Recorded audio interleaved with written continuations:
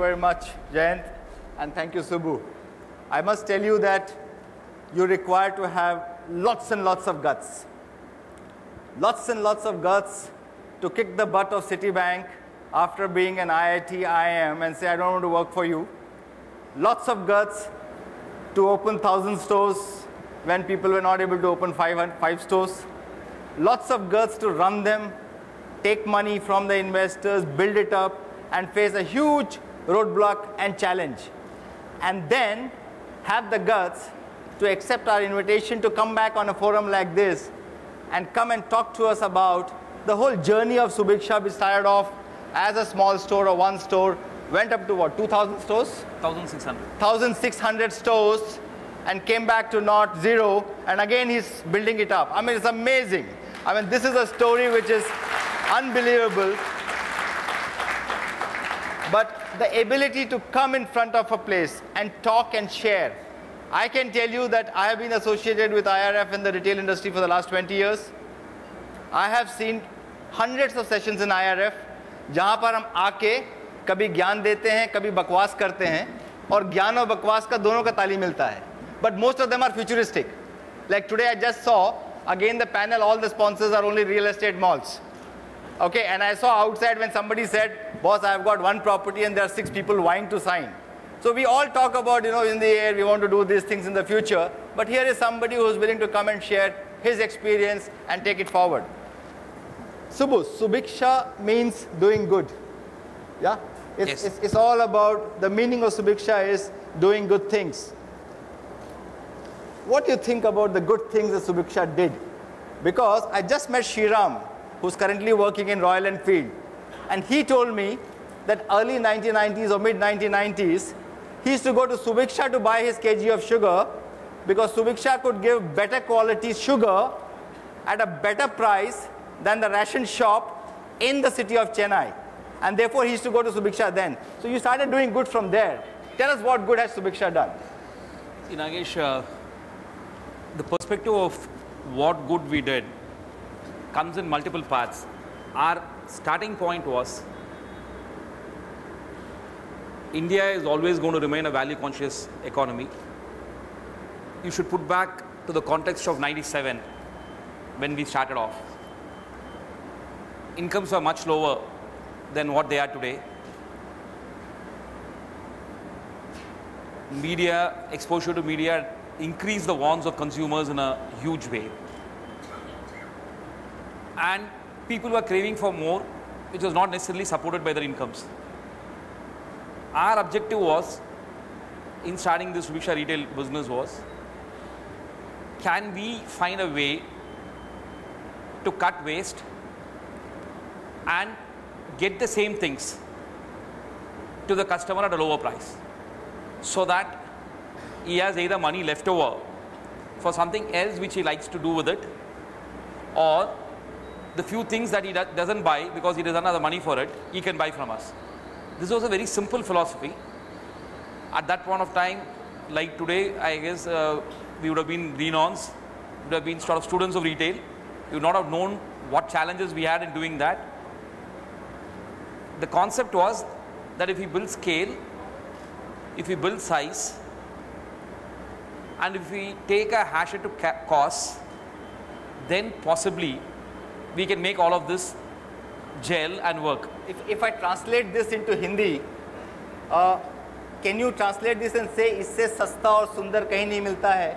And if I say Kishore copied your idea, will you agree here on the forum? I'm talking about Mr. Kishore Biyani. I think ideas of low price, nobody has a monopoly to.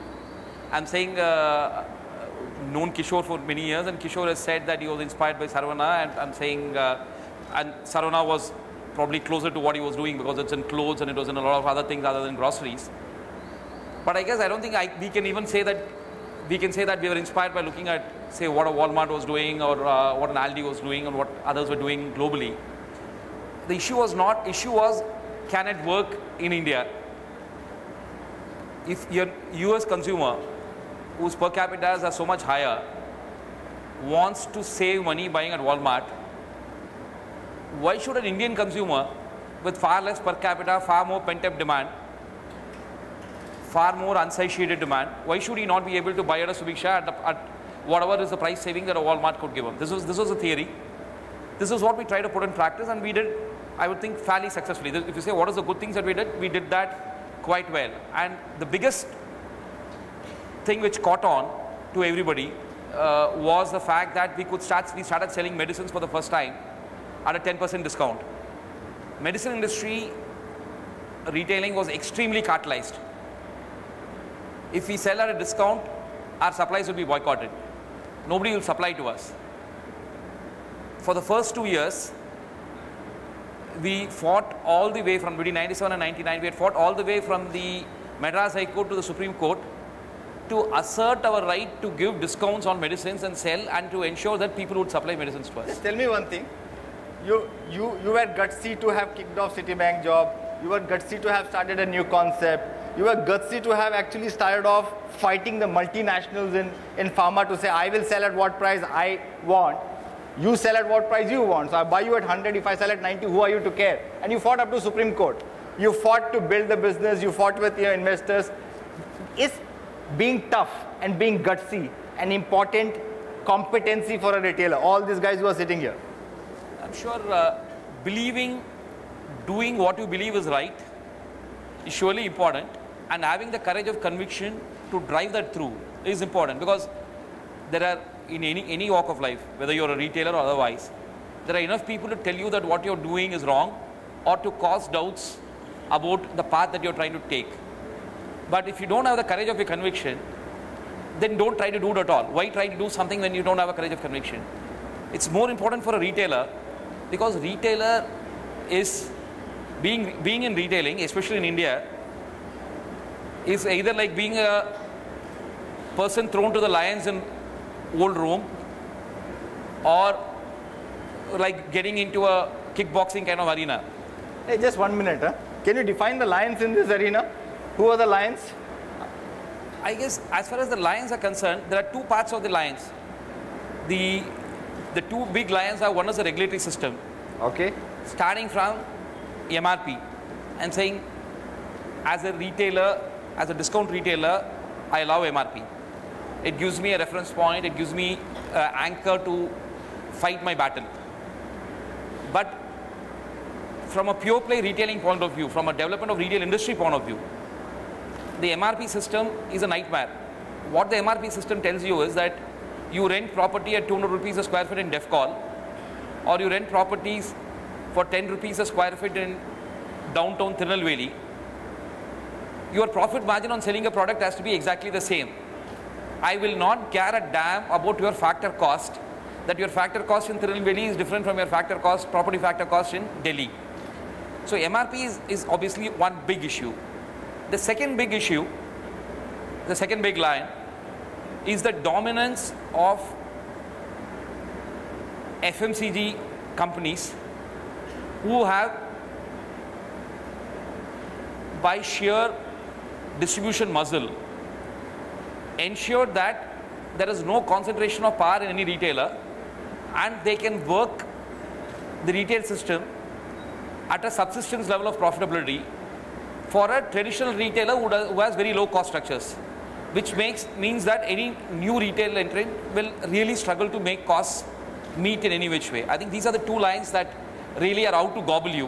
What about the venture capitalists, who many of us think they are really venture partners, but sometimes they end up becoming vulture capitalists? So are they also one of the lions, or they are vultures? They wait for you to die and then come and actually eat bones out of you? Nagesh, my take on that would be that actually they are also like you. They are also fed to the lions, because they are effectively your partners. Sometimes they think they are lions and they start fighting with you, they start attacking you, thinking that they are the lions themselves. But actually my call is that the venture capitalists, many of them are very enlightened people. Some of them take a short-term view on things. But I would say in a broad sense that they are with you in the battle with the lions, rather than being a lion themselves. That's I think a wonderful statement. Subbu, if you just go back and look at those early days, you know, when you opened 500 stores, 1,000 stores at a stretch, I mean, tell me as a Subbu, as an individual, not the managing director of Subhiksha, what all were the influences? What all made you to say, I can open 1,000? You just said conviction. Now, where does this conviction come from? Because I had a similar situation then. That time they said, Subhiksha is opening 500 stores, Kishore is opening 100 stores, Coutons is open 1,000 stores, and Lilliput is opening 500 stores, and you are the turtle of this business, you are open 2 stores. So where does this conviction come from? Are these the influencers, the customers? I mean, how do we take the decision? Okay. The story of Subhiksha is much better known from the 500 store, 1,000 store arena. But actually, to take you back, we started in 97. At the end of 2 years, we had 20 stores. So the first 2 years are very slow in that sense, because we didn't know it. Not that we know a lot today, but we didn't know anything at all at that point of time in the business. Then from 20 stores, we rapid scale to 50 stores in 1 year, 99, 2000. 2000, 2001 was another 50 stores, we scaled to 100. And then between 100 and 120, we stayed put for 5 years. Because 20 stores was tough, 50 stores was easy, 100 stores was again tough, because we had gone across Tamil Nadu. And between 2001 and 2006, we said we need to understand how to run a business across multiple stores without knowing who the store manager is, without knowing who the sort of employee is, without knowing who the customer is. It was between 2006 and 2008 that we scaled from 120, 122 stores to 1,600 stores. So all of that expansion. In 2 years? In 2 years. So where did the conviction come from? The conviction came in 2 parts. One, that we had a model of managing modular units of 100, 150 stores, which we could support with a complete internal infrastructure. So effectively, the idea was 1,600 stores is not one Subhiksha. The 1,600 stores is 13 Subhikshas, each running independently, sharing symbiotically at the top, but each working like independent units. And that we had a management model to manage 120 stores, and we were clear that we had taken out some efficiencies and we had become reasonably competent in managing that. And we can do that well when there are 13 such facilities created across the country. But tell me, everybody believes that retail is built by people. It was Subbu who built this 120 stores. Now, were you able to see another 13 Subbus who could passionately build as many stores in every region? I mean, the concept, theoretically, it is fantastic. I mean, you multiply Subbu by 13, multiply 100 stores, and you have 1,300 stores. No, Nagesh, the answer to that is that yes, it was a tough call to say how would we get the people to do this. So the issues were that I think fortunately we got people with passion. That was not the pain. Obviously, they had a lot of experience in areas which are non-retail. So translating them to working in retail was a tougher ask. So there was some amount of fit management which had to happen to figure out whether a person would fit into a retail environment, especially a very operationally intensive retail environment like grocery retail. We had a share of mistakes in trying to build those teams. But the advantage was that trying to set up a 120 store unit was a process which used to take us about 9 to 15 months from scratch. And that over that period, you got a huge opportunity to work with those people very closely to understand how they were responding to the challenges. And it was a fairly fitted out team. It was not one person. It was a fairly fitted out team. So yes, there were mistakes. There were course corrections that had to be made in some places. So tell us, share the mistakes right from recruitment. For example, I personally believe that until unless you have been born and brought up in retail, you have risen from the front end associate and you go and become a store manager. I mean, that rigor you can't get from somebody who has not worked and therefore is not able to connect. So can I make a fair statement to say the first mistake you did, you thought that if you are intelligent and you have the best of degrees and work for the best companies, you can come and retail and you can work for retail? I would say, see, the point is there are other businesses also where there are complexity. Obviously, the scale of complexity is very high because you're directly exposed to the end consumer. The mistake is in a person underestimating the complexity of what all can go wrong. Murphy's law works perfectly well in retail. It works in everywhere, but it works perfectly well in retail. Anything that can go wrong will go wrong. People are used to, people who especially who come up from MNCs are used to systems which work. So people needed to change mindset from being 5 days a week to being practically 24/7 or at least 12/7 or 14/7. So I'm saying, but the point was, we made no great promises of a fashion TV kind of life to anybody. We were pretty blunt in terms of telling people what to expect. There were obviously some people who came in driven by the glamour of what was happening to retail, or the perceived glamour of what was happening to retail. But I guess at the end of the day, 75-80% of the people whom we picked in at the senior management level were people who were willing to do the hard grind. And thankfully, most of the pain we had in terms of wrong recruitments were sorted out in the first 6 months, because the pressure was so demanding that people who didn't fit into that style of operation moved out within 6 months. So I would say there was a cost, but the cost was not so intense as it could have been otherwise. So I think we suffered a recruitment pressures. I'm saying that we would have been to recruit X. If the normal recruitment ratio would have been 1 in 5 or 1 in 6, we would have been in 1 in 15 kind of ratios. So obviously it was a lot of pressure on the system, and it is also a lot of transition for the people who are coming in, because from a time when visiting retail meant telling their ASM to arrange a market visit and then go on a visit to the market which is pre-arranged and properly set up. A visit to a store means you every day you are in stores, every day you are seeing the complete chaos that a store is. Can I cut that and say, Subbu, that it's a mistake to take people from non-retail or FMCG into retail? Nagesh, I'm saying that if you had a choice of growing over 40 years, like many of the US retailers or overseas retailers have done, you will surely not want to take non-retail people.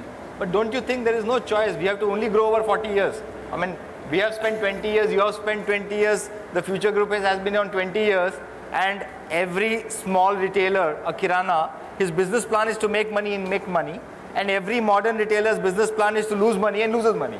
So in that kind of a situation, I mean, anyhow, it's going to take 40 years for a business to emerge. The point is, the issues of there is a cost at which something can be done.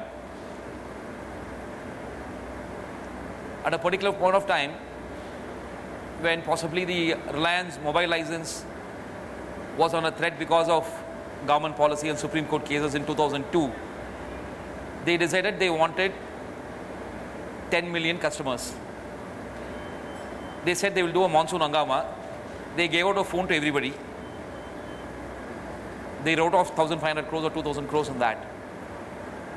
But I don't think the people who did that did not know what they were doing. They knew that if they wanted to scale to that size, they might have thought they would lose 800 crores and might have lost 1,500 crores. But in your case, when you moved from 120 to 1,600 stores, did you know what you were doing? We knew what we were doing in terms of what it would do to our balance sheet. We reasonably knew what it would do to our P&L.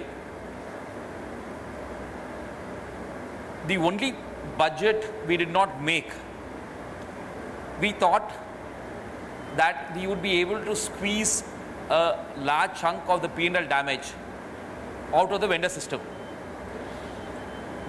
Our budgets would have surely factored in a line called improvement in buying margin, which should have been seen as a scale effect. Yeah. Saying that I am doing 200 crores in Tamil Nadu, and if I do 3,000 crores pan India, I would surely be able to see better results from the companies.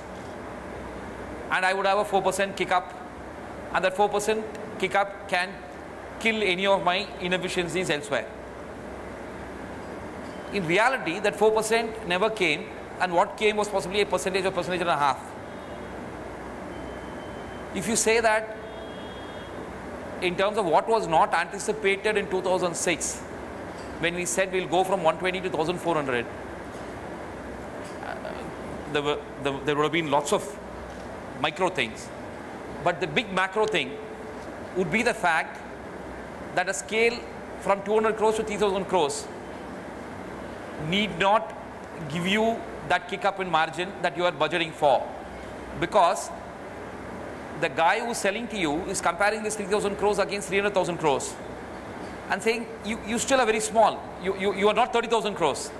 Maybe 30,000 crores would have made a difference, but what we expected to be the margin from a Unilever or a P&G or a Nestle was not the margin that we got, even at the end of at a point in time. I think there's a fantastic learning for all of us who have believed that if you just add up stores or scale up stores, I mean, margins will come. I've had the fortune in the last 4, 5, 6 months after not being directly so involved with shoppers to see a lot of retailers' balance sheets and look at 5-year plans and strategy. And what you're saying is absolutely right. Almost everybody, even today, says even from 100 to 200 crores, the margins will go up by 10%. So 30 will become 33. So that's I think, a fantastic learning. But tell me one thing. I'm using your background again and again just to say IIT IIM, extremely tough, really ambitious. Then you have an ICICI Venture, which is probably one of the largest investors. Then you have a Kotak Bank, which is the largest investors. How is it that such intelligentsia miss these kind of things? What happens when you are sitting, because there are a lot of people here who want to actually go and raise funds.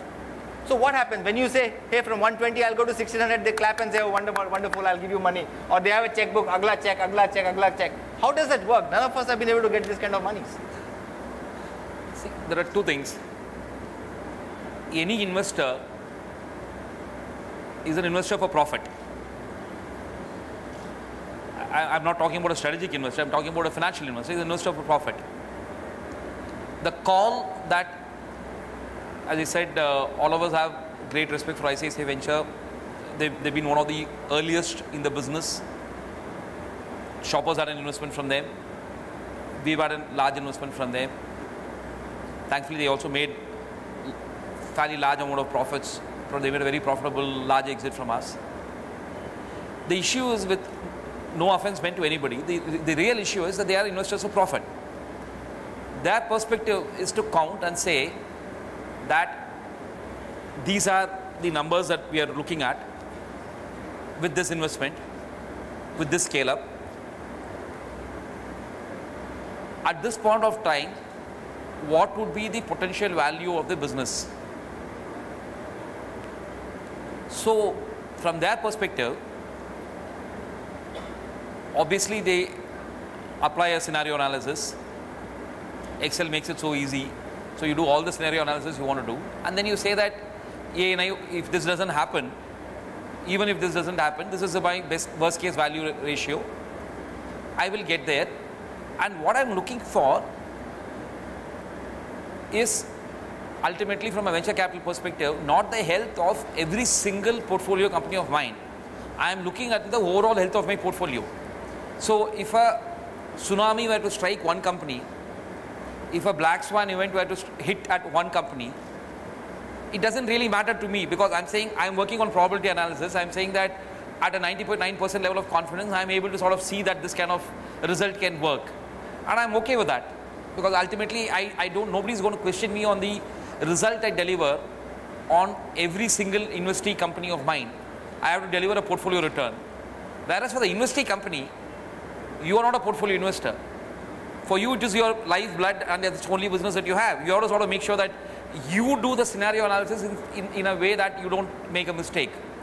So we obviously sort of build our worst case scenarios in various ways. We see whether the margins will happen, what has been the trend, what has been the history, what happens if the margin doesn't happen. So our worst case was that the margins don't happen, we don't make losses. We don't make money, but we don't make losses. We don't make losses. We have a problem with that. Yes, we have a problem with that, but we can run. We're not crippled. So that is the way we looked at it. You can't go by the logic that a venture investor is willing to invest in you. I don't think he's being wrong. Because for him, it's a question of pass the parcel. He has to only be patient enough till he gets the next investor in.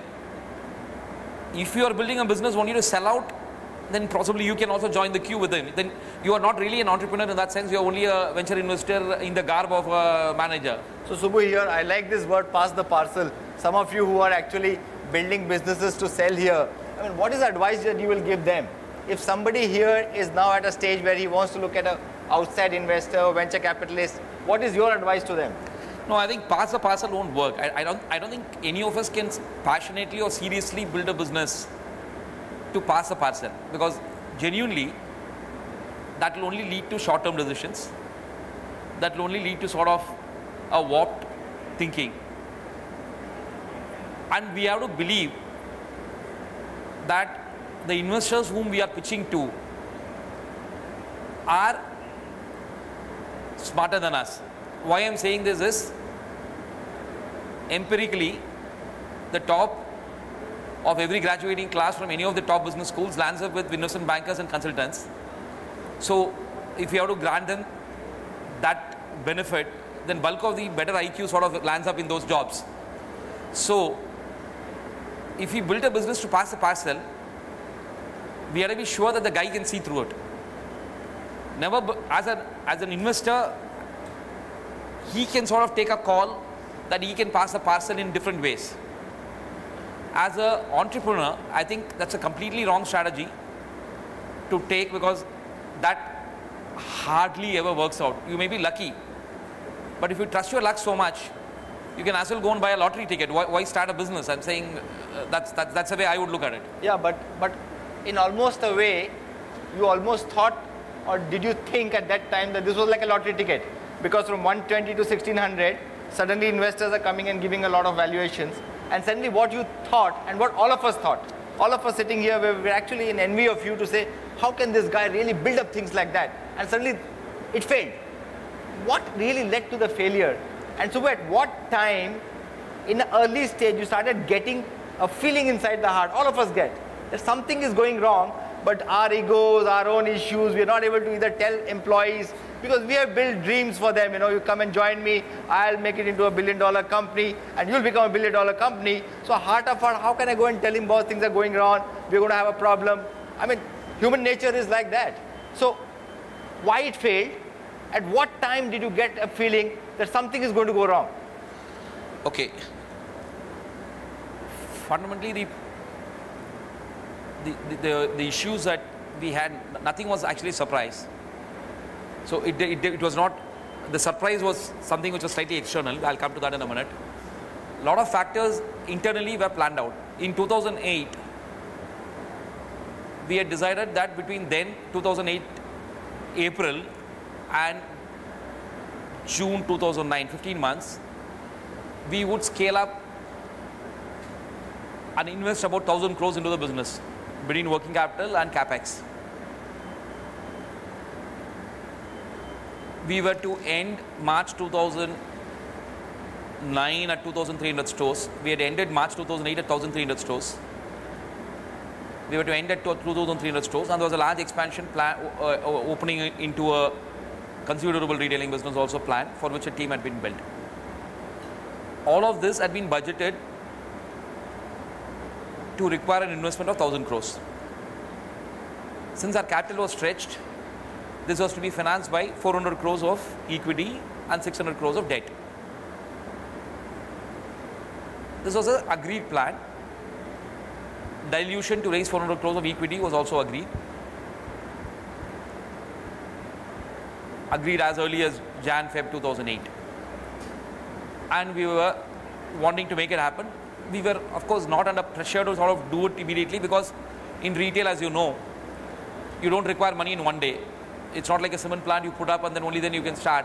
you need money in stages. So you had this sort of ability to sort of time the market. So we were talking to people. That's how one large transaction happened in March 2008. Unfortunately, or for whatever reasons, that money was what we call a secondary. It was an exit by one of the investors. It was not a money which came into the company. That was all part of the prospect, setting up the prospect of raising money for the company. So we knew we needed that money. As part of raising that, or part of planning to raise that money, there were targets for 2009 March. There were targets for 2010 March. And none of those targets can happen if we start work on these expansions post getting the money. Because you are budgeting to get in money between July, August, September 2008. And you are promising to deliver numbers using that money in March 2009, which normally would not have been possible. So the idea was that money will come.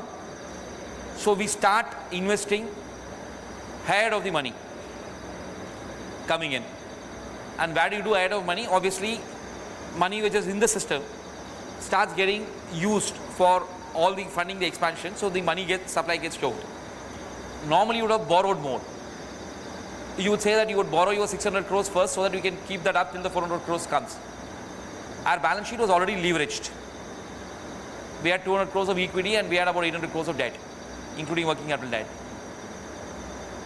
Banks were clearly of the view that unless they see the equity in the system, they were not going to lend me. And then Lehman happened on September 16th. And then the whole world sort of started collapsing in a way, because there was no way in earth of sourcing any investment, because every one of the investors that we would have been wanting to work with were scrambling to protect themselves, because they were having calls from their investors for withdrawals of monies, and basically sort of the portfolios were devastated for themselves. So there was enough mess happening around. So if you say the key risk we took was in peddling on an expansion on the confidence that the equity of 400 crores would be raised, or in the alternative, some temporary bridge financing or mezzanine money can be raised. What happened post Lehman was not saying that we are at 2,300 crore MC, we need to come down to 1,500 crore MC to raise money. It was that at no MC can you raise money, because the investor had completely fled the market, because they were trying to scramble and save what they could out of their existing portfolios itself. And the banks were already skittish because their debt equity ratios were high, were scrambling to save themselves. We had the spectacle in October 2008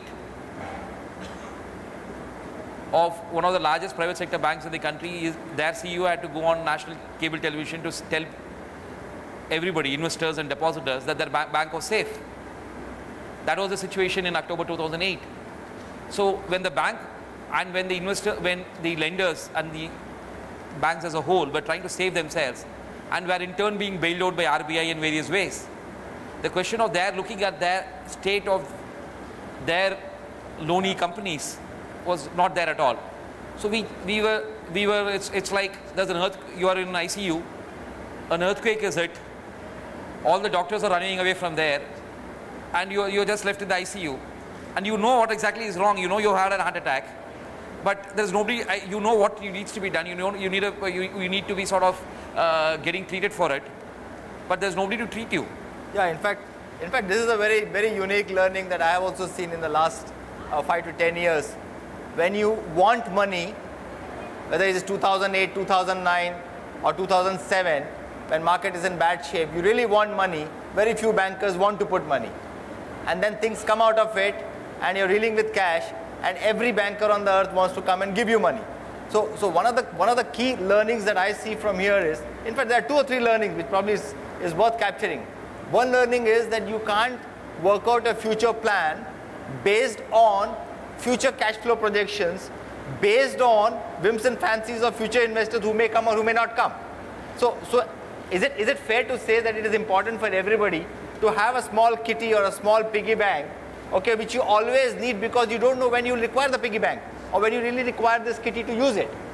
I think, Nagesh, it's perfectly fair. I think investing in the anticipation of capital inflows, investing in the anticipation of revenue inflows is fine. Investing in the anticipation of capital inflows, it might be an investor money coming in.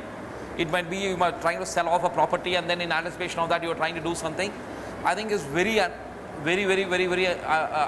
unsafe, and that level of risk on that is how much risk you want to take on that. Subbu, I want really you to tell the audience, because something that I have never been able to talk to the audience or such forums is to say, hey guys, you can only grow by so much. And I keep using this word of capability building versus capacity. I mean, India has a capacity to take 50,000 stores. But do you, or does Subhiksha, or does me, do we have the capability to take 10,000 stores and build it?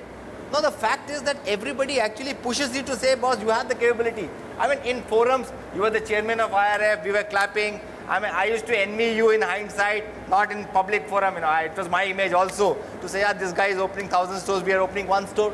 I mean, what evidence do we need to give people to say, hey boss, please understand your capability, build capability before you build capacity?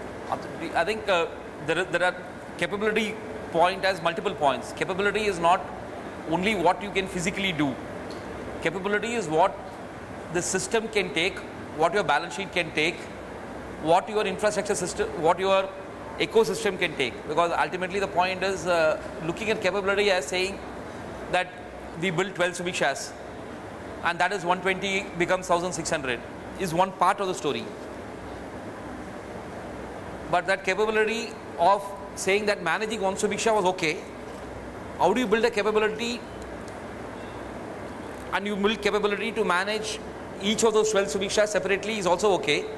How do you build a larger structure to manage the 13 Subhikshas that you have created? No, not only that, this. In your case, it was 13 Subhikshas, 3 or 4 venture capitalists, new investors, and the media wanting to meet the Mr. Subbu who has created 1,000 stores.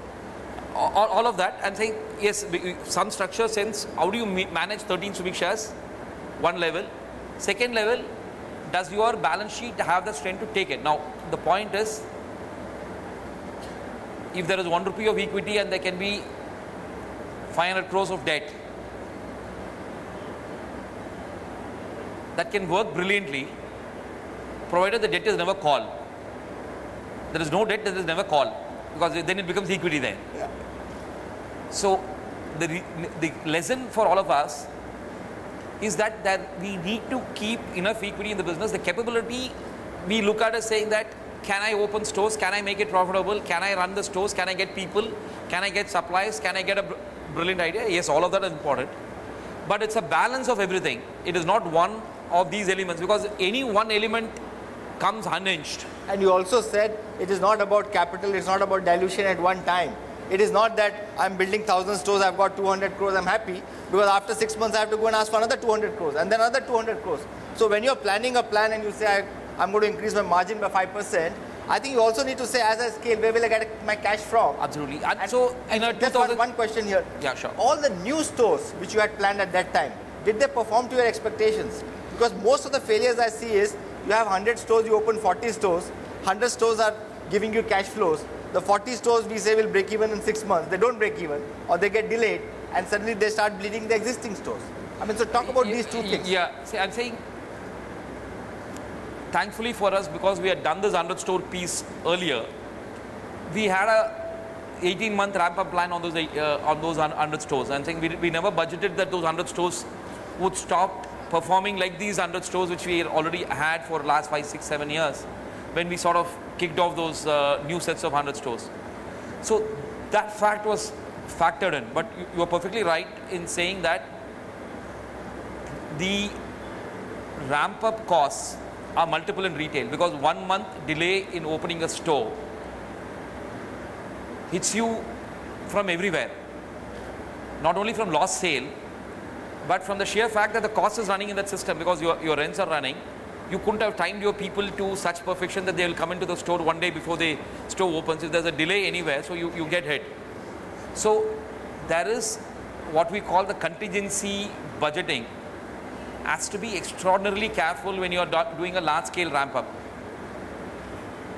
To answer Nagesh's question, surely the new stores will never perform anywhere near like the old stores, because obviously there is a especially when you are buying grains and unbranded stuff, there is a gradual adoption curve that the customer shows with you. It is not instantaneous, and it is not that you're not a Steve Jobs selling new iPhones that people are queuing up 1 week before on outside your store to sort of buy things.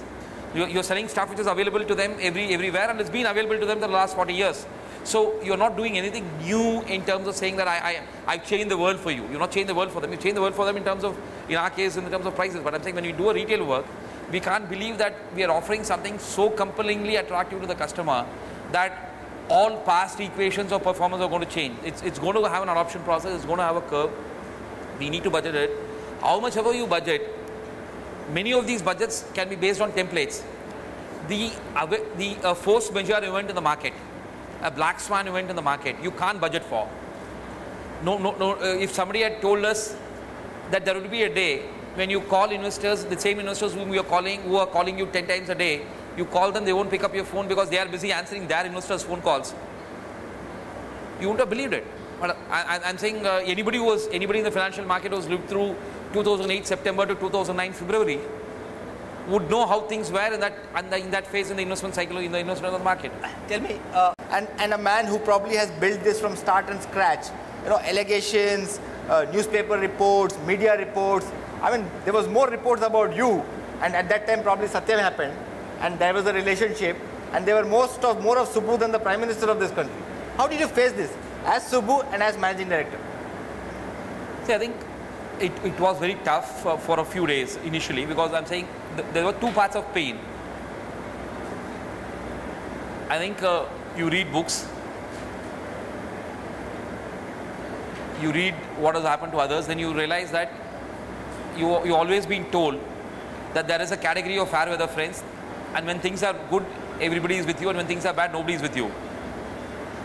But obviously when it sort of comes true in real life, it's still very difficult to take, because what is happening is you are ending up people with whom you are partnering and trying to find a solution to the problem are the same people you end up fighting with, which obviously is not very constructive.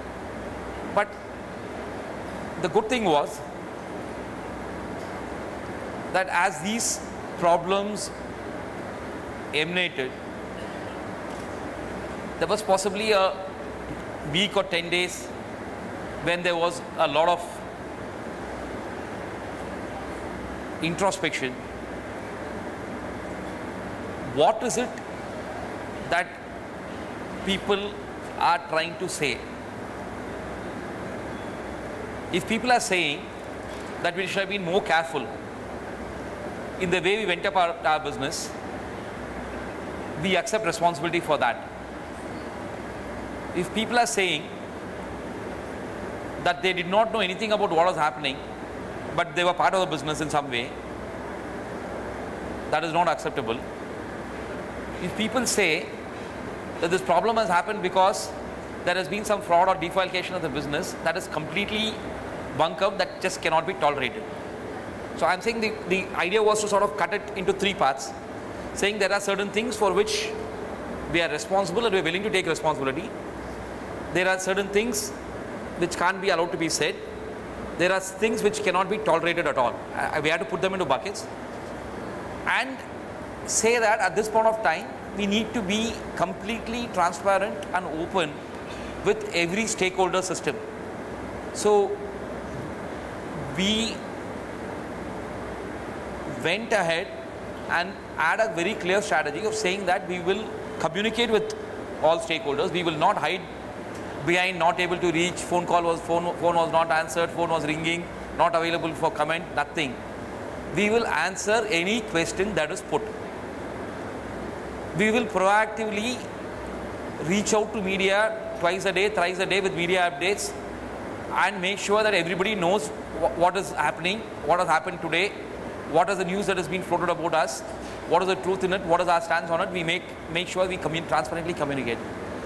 What it did, and we did it rigorously till from February 2009 to April 2009, till this entire frenzy of my being more quoted than the Prime Minister of the country happened. And think till that period was there, we were doing this repeatedly and continuously and truly reporting. I'm saying when there's a day of bad news about us, some court says something which we don't like, which is not good for us, we still put out a media update on that.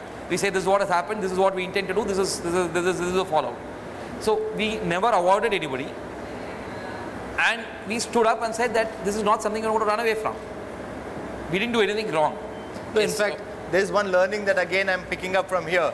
I mean, many of us, we actually do not communicate with our employees, including stakeholders, including media. I mean, when you want to launch a product, I mean, you will send your PR agency and say, hey, come, I'm launching the product. Please talk about it. We'll have a press conference. When the product fails and the media calls up and say, I want to talk to you because the product has failed, you ask the marketing manager, can you ask the PR agency to go across? It doesn't work.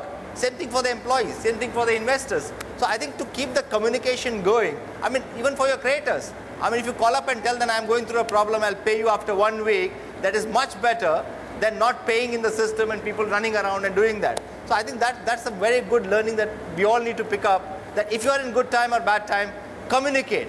Or if you don't want to communicate, don't communicate even in the good time, because you can't use it. Because media is also wanting stories, good stories and bad stories at the same time. Perfectly right. I think I agree with you. It all happened. It all collapsed. No, it sort of, yeah, it happened this way. I'll say the point I didn't answer was what were the signs, what could you have done differently? Yes. I think clearly global markets had peaked in November, December 2007. Indian markets had peaked in Jan 2008. When you say market, you're talking stock market? I'm talking about stock markets, okay. And because I'm saying we were looking at investor money. That's why that was relevant to us. Yeah. So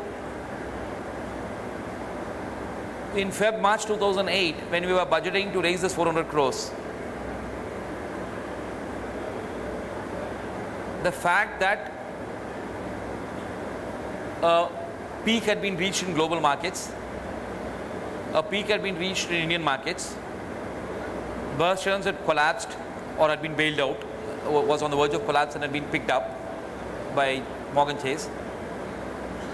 So the mortgage crisis in US was a reality. Why all that was relevant to us? Because all that was the money which was coming into India, and what was the money that was supposed to come in and as 400 crores into our system. So the fact that those things are happening, they may be just getting the top of the peak, but those were the first signs that the market meltdown might happen. So did you stop expanding? We didn't. That's what I'm saying. Those are the signs we didn't see.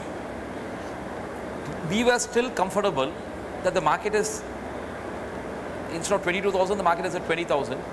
So what? US has fallen 10%, India has fallen 10%, Berkshires has got bailed out, market crisis is unfolding, rupee, RBI is tightening rupee. But we have such a good story. We have such a long track record of performance. Why would anybody not invest? So and at the most what? If you're expecting 3,000 crore valuation, it will become 2,500 crores. But will you agree that this is where the entrepreneur's conviction actually starts hurting him? Because you're so convinced about your own self and your own belief that what I'm doing is right, that you're not willing to accept the fact that, boss, there is something wrong, I'm going to fall. Yeah, I would say, see, if you look at the sort of broad market, Nagesh, I think there will be two parts to it. It will be the ego of the entrepreneur. It would be the past, you're running on a roll. You have been successful for so many years, so you're obviously not able to see the fact that you could trip. Not to take away any blame from myself on this, but I would say that if you had talked to a cross-section of equity analysts in 2008 March, most of them, I believe, nobody would have budgeted. Yeah. I'm saying the few people who took the sort of mortgage short positions in the US are all multi-billionaires now.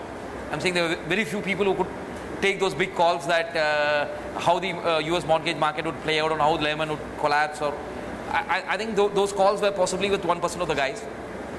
So I think we were, in this case, possibly going along with the majority view. But in hindsight, these were the early warning signs.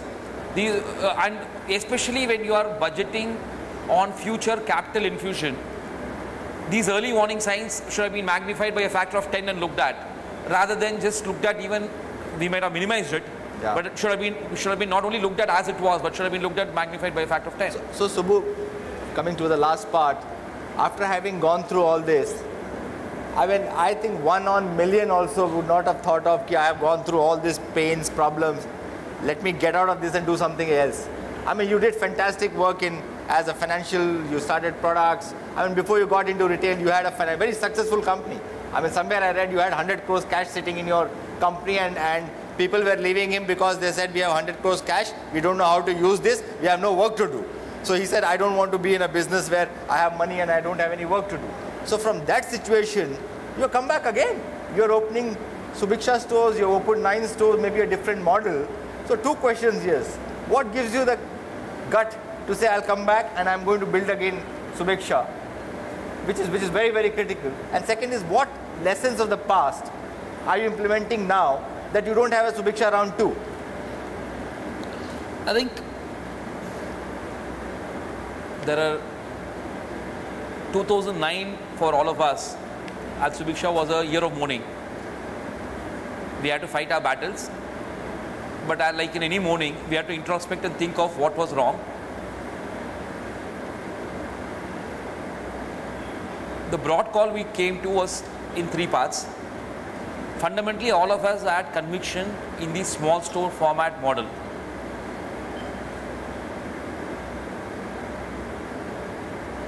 We realized that one assumption, when we went back to the template and compared actuals versus what we had budgeted, the one part of the template which had gone horribly wrong was that kick of 4% delta in terms of supplier inward margin had not happened. Only 40% of that was achieved. So we were very clear that when we make any budget for a new business model to be built back,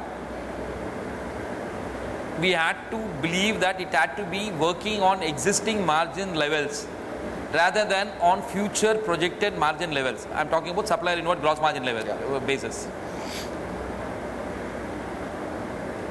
The second was that broadly, the single biggest area where there was maximum disconnect between plan and performance was in supply chain performance and IT performance. That's where I talked about the complexity of managing one Subhiksha of 120 stores versus managing 13 Subhikshas of 120 stores. The complexity of managing such a system in an MIS and IT sense, and the complexity of managing a supply chain meant for this was surely underestimated. That was lesson number 2. Of course, the fact that we sort of overstretched ourselves without having enough capital was neither here nor there. It's an obvious truism. So that was that. But we said, as the customer changed, we went back to the market. We did work to figure out, like we did in 96 or before opening the 9 stores in 97. As it fundamentally changed in such a way that discount is no longer relevant to the customer. Is it true that the small format store is no longer relevant to the customer for buying groceries? Is it true that the customer doesn't want discount on pharma supplies? We could find, is it that the customer wants huge stores from which to buy medicines, not small format stores? What came out of that set of research, because we had all of 2009 during the period of mourning to do all this, what came out of all of that was in 2-3 parts. One is the small format store continues to be relevant.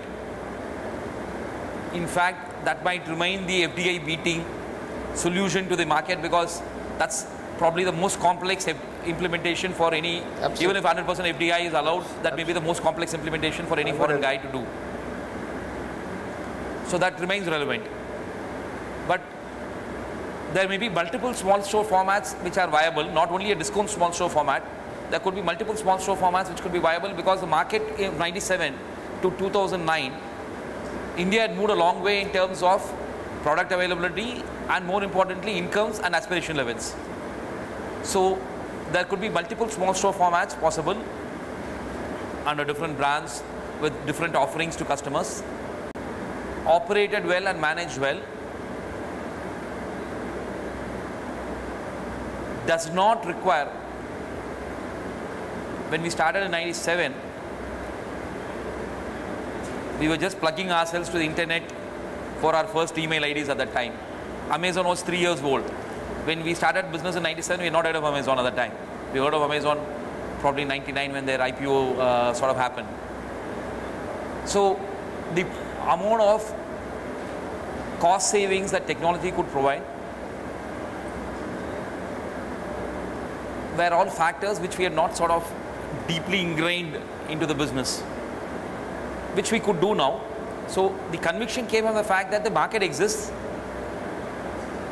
This market can better fight potential low-cost capital competition if that was to happen.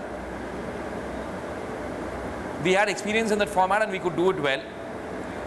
At a small corner of the heart, a feeling that we need to do it to show that the first 1,600 stores building up was not a flash in the pan, and it was the failure which was the flash in the pan rather than the building up of the stores. I really like this statement. Yeah. So there was a need to sort of show up that we could do it and we could do it again and we could run it successfully and we learned from our mistakes. This was a piece. That's really wonderful, Subbu. I mean, if I really look at, I could go on and go on and go on because there's so much to capture. But maybe 5 or 6 or 7 things that in the last 1 hour we are captured. One is to see that your budgeting also ensures that you taken care of future capital. Second is ensure that you have money in the kitty before you take on. Third is to ensure that you build up capability before you build up capacity. And ideally, if you can build the business from bottom top, nothing like it. The fourth is that when you really need people or bankers or investors or even your suppliers the most, there's a very likely chance that they'll support you the least. And then to say that if you have conviction in the business, you have conviction, you follow the conviction. So what if you failed? Failing was one event. Okay, the conviction is not gone. And lastly, and to me that is a very important thing, for people who say that Subhiksha did this, Subhiksha did that, and ran away, I mean, no individual will have the guts to come into a forum like this and talk about it. And actually I asked Subbu at the back when we were talking, in a very different way, saying, how does he get sleep? And he says, my conscience is very clear. I had not come to do thing which was wrong, and today also I don't believe that I'm doing anything wrong. What has happened for people to know. And therefore I want to share my journey with all the people who are here. I mean, this couldn't have happened unless Subbu was Subbu, and Subbu is Subbu, the Subbu that I have known, and the Subbu that he is presented. Thank you very much, Subbu. Thanks, everybody. Thank you very much. Thank you very much.